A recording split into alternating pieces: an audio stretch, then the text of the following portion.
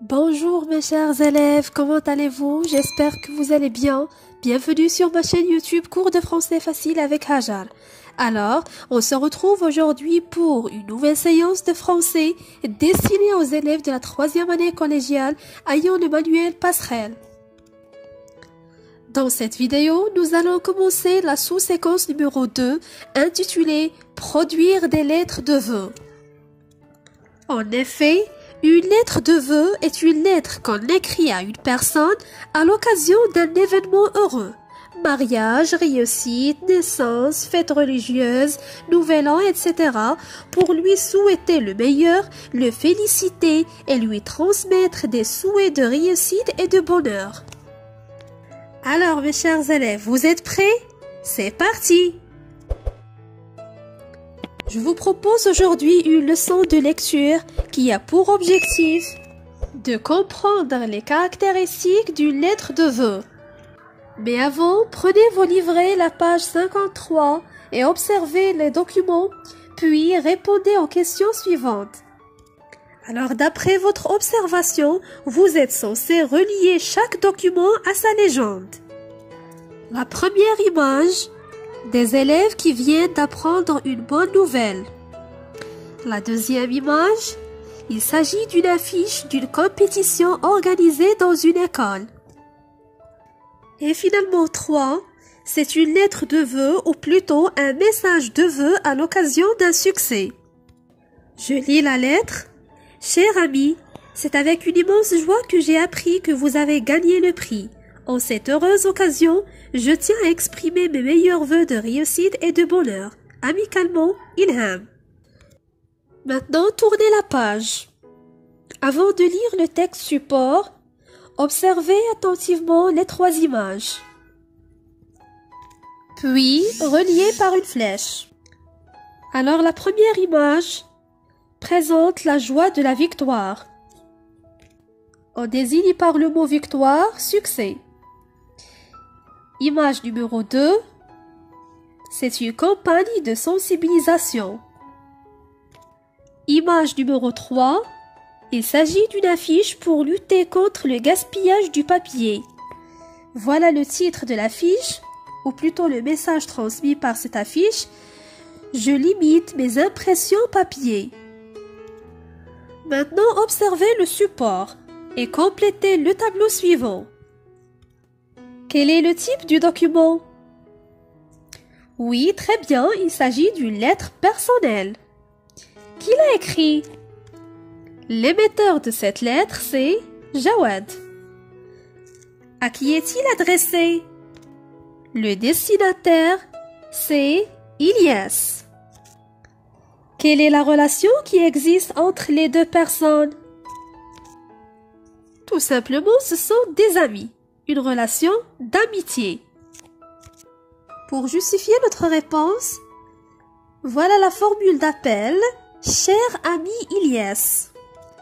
Et on trouve à la fin de cette lettre une expression « amicalement ».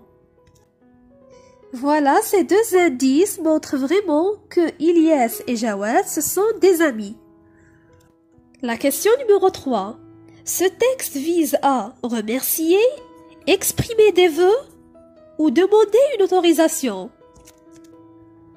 Alors, d'après le titre de cette lettre, ce texte vise à exprimer des vœux. C'est une lettre de vœux. Et on va voir par la suite si notre réponse est vraie ou fausse. Je lis maintenant la lettre. Suivez bien avec moi. Cher ami Ilyes, c'est avec une immense joie que j'ai appris que votre collège a réalisé un franc succès lors de la finale régionale pour le meilleur projet d'environnement qui s'est déroulé le 4 avril dernier à l'Académie. Votre projet défi papier, qui a eu le premier prix, était extraordinaire et les participants se sont illustrés par leurs implications qui a impressionné le public et le jury. Ils étaient véritablement les premiers acteurs de la mise en place d'une gestion responsable des papiers. Installation du tri, diagnostic sur la consommation de papier dans l'établissement, mise en place d'une campagne de sensibilisation pour mobiliser élèves, enseignants et personnel administratif. En cette heureuse occasion, je t'adresse tous mes sincères vœux de réussite et bravo, encore une fois, à tous les participants pour leur performance. Avec tous mes vœux de succès, je t'envoie en pièces jointes quelques photos que j'ai prises. Amicalement, Jawad. J'enrichis mon lexique. On a deux termes expliqués. Premièrement, impressionner, c'est-à-dire faire de l'effet, attirer l'attention. Diagnostic, identification de la nature d'une situation. On passe maintenant aux questions de compréhension, la rubrique Je développe et je réinvestis. La première question. Quel sentiment éprouve Jawad? Alors Jawad éprouve le sentiment de joie. Voilà la justification. C'est avec une immense joie que j'ai appris que votre collège a réalisé un franc succès. 2. À quelle occasion? Parce que le collège de Ilyes a remporté le premier prix pour le meilleur projet d'environnement. 3. Où et quand l'événement a eu lieu?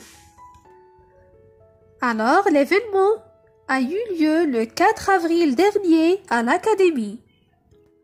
4. Comment s'appelle le projet qui a eu le premier prix? Il s'appelle Défi Papier. 5. Cite les activités réalisées lors de la mise en œuvre du projet.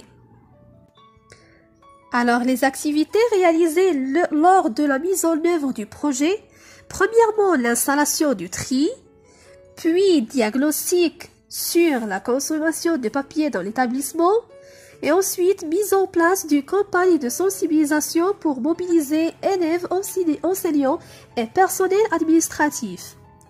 La question numéro 6. Jawad exprime des remerciements, des vœux ou des regrets. D'après le texte, Jawad exprime bien sûr des vœux. La question numéro 7. Relève les moyens qu'il a utilisés. À partir du texte, relevez deux phrases que Jawad a utilisées pour exprimer les vœux. Phrase sans verbe. Avec tous mes vœux de succès. Phrase avec sujet plus verbe. Je t'adresse tous mes sincères vœux de réussite et bravo. Encore une fois. La question numéro 8. Penses-tu que c'est important de faire ce genre de projet à l'école? Pourquoi? La réponse: oui, je trouve que c'est très important de faire ce genre de projet à l'école, car cela contribue à la protection de l'environnement. La dernière question. As-tu jamais reçu une lettre de vœux ou de félicitations? Qu'est-ce que tu as ressenti? Oui, j'ai reçu une lettre de vœux de la part de mon ami, car j'ai eu la première note au niveau de l'académie et j'étais hyper content. Je retiens. Complétez par faire des vœux, événement heureux, lettre de vœux. Alors on écrit une lettre de vœux à l'occasion d'un événement heureux.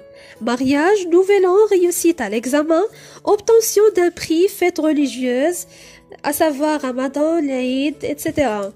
Les expressions utilisées pour faire des vœux sont nombreuses. Parmi les plus utilisées, on peut citer la phrase avec sujet plus verbe au début. Par exemple, je vous présente mes meilleurs vœux. Un autre exemple, je vous souhaite une bonne et heureuse année.